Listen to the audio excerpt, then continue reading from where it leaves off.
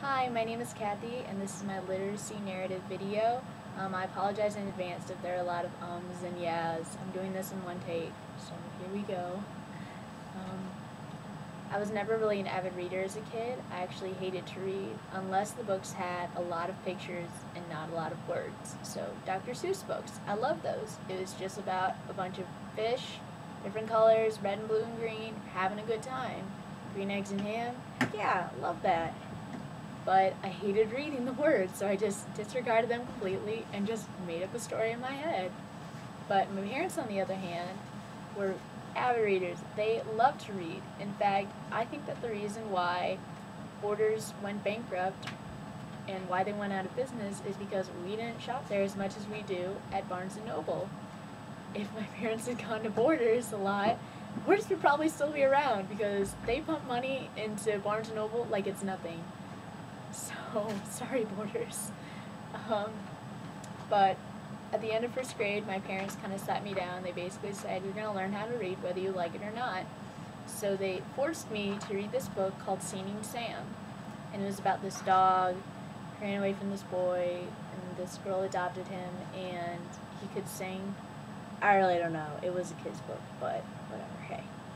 So I read that, and I thought I was like the best reader in the entire world. I thought I was better than everybody else in my class, and I knew I was going to dominate second grade. I was going to be the best reader, and only me. But entering into second grade, and after like the first few weeks, it became apparent that I had no idea how to read. I had just memorized Singing Sam, and I thought that I knew what was going on. But second grade was like a whole new level. And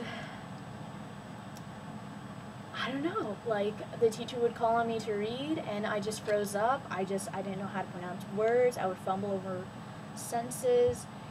And with my teacher, it was in second grade, it was either sink or swim. Either you know how to read or you didn't. So there's always that awkward pause when like someone doesn't know how to pronounce a word and they just kind of stand there and they're like trying to pronounce it, hoping that the teacher will step in and tell them how to pronounce it or say it correctly. Not my teacher, no.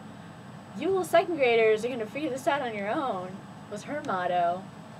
So I just stopped raising my hand altogether. I refused to read out loud.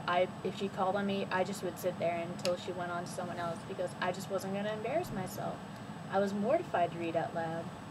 So I was placed into a special program at my school, which was headed by this lady named Mrs. Fisher.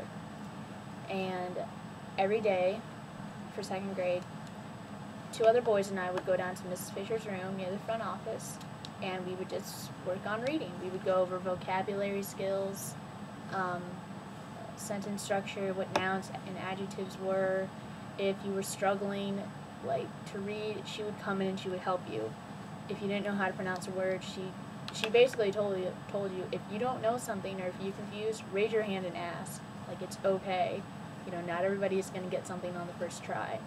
So she really helped me gain this confidence about asking questions, and also in my reading skills, because I really did improve after going to that program. I started to read outside of school for pleasure.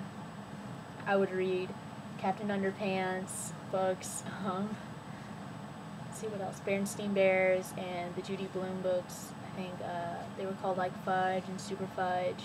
Those are really good. I read Goosebumps. I love to read. I thought it was amazing. And eventually the two boys and I were placed back into the classroom, and I was hesitant to raise my hand and read out loud because I still wasn't sure if I was ready, but eventually I just did, and it was great. I didn't fumble at all. I knew what the big words were that other kids were having trouble with, and I really had to thank Mrs. Fisher for that because I had gained a new confidence, and I was really eager to show my classmates how much I improved. So that's my literacy narrative video thing.